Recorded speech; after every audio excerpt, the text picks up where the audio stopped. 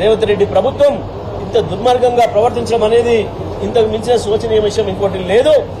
మేము చెప్పిన తర్వాత కూడా ప్రధాన ప్రతిపక్షంగా మేము హెచ్చరించిన తర్వాత కూడా దాంట్లో వీళ్ళు మాట్లాడలేకపోవడం అంటే వీళ్ళ బేలతనం ఏందో ప్రజలు అర్థం చేసుకోవాలి. ఒక్కరు కూడా ఇప్పటి వరకు మంచినీళ్లపైన రివ్యూ చేయలేదు, సాగునీళ్లపైన రివ్యూ చేయలేదు.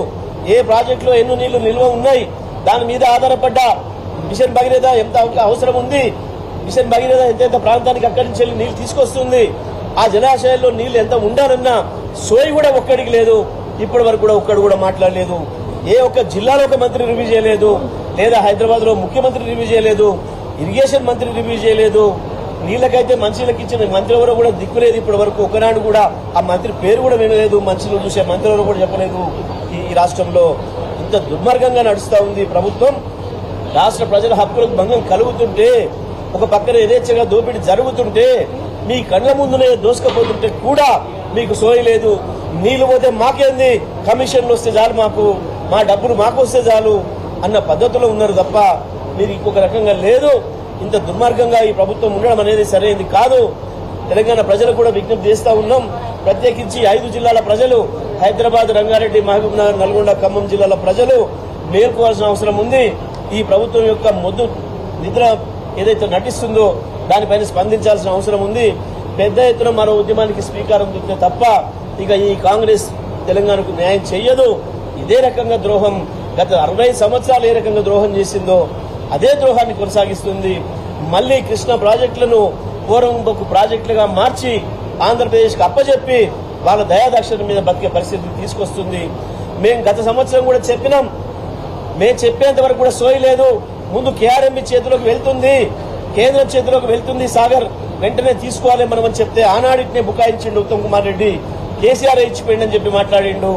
తెల్లారి మేల్కొని అధికారి చెప్పిన తర్వాత అవ్వాల కేసీఆర్ మళ్ళీ నల్గొండకు వచ్చి సభ పెట్టి గాండిస్తే తప్ప గర్జిస్తే తప్ప తెలంగాణ హక్కులకు భంగం బాటిలితే కేసీఆర్ ఊరుకోడు.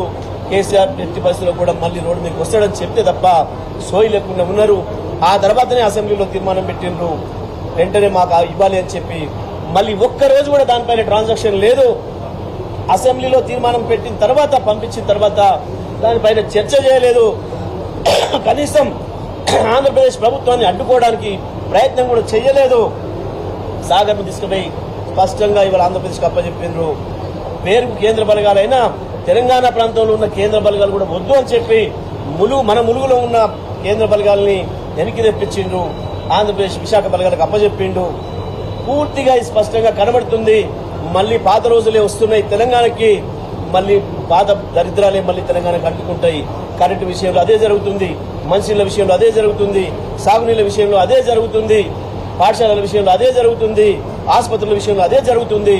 మళ్లీ పూర్తిగా సమైక్య ఆంధ్రప్రదేశ్ లో ఉన్న దరిద్రాలన్నీ, ఆ రోగాలన్నీ మళ్లీ తెలంగాణకు అంటుకునే ప్రమాదం వచ్చింది.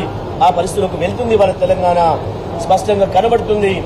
మనం చెప్పినప్పటికీ, హెచ్చరించినప్పటికీ, ముందే జాగ్రత్తగా తీసుకోమని చెప్పినప్పటికీ కూడా పట్టించుకోకుండా ఇవాళ ఏదైతే కృష్ణ నీళ్లను మొత్తం ఆంధ్రార్పణం చేసిండ్రో ఇది ప్రజలందరూ కూడా కళ్ళకు కట్టినట్టు కనబడుతున్న సత్యం. దీనిపైన ప్రభుత్వం వెంటనే స్పందించాలి. ఇప్పటికైనా ఏం చేస్తారు, జరిగిన దానికి చెప్పలేసుకొని ముక్కు నేలకు రాసి ప్రజలకు, తెలంగాణ ప్రజలకు క్షమాపణ చెప్పారా ఇవాళ కాంగ్రెస్ పార్టీ ప్రభుత్వం. ముఖ్యమంత్రి, ఇరిగేషన్ మంత్రితో సహా ఈ 5 జిల్లాలలో ఉన్న మంత్రులందరూ కూడా ముక్కు నేలకు రాయాలి, క్షమాపణ చెప్పాలి ఈ జిల్లా ప్రజలకు మీరు చేసిన ద్రోహానికి అని చెప్పి బీఆర్ఎస్ పార్టీ డిమాండ్ చేస్తా ఉంది.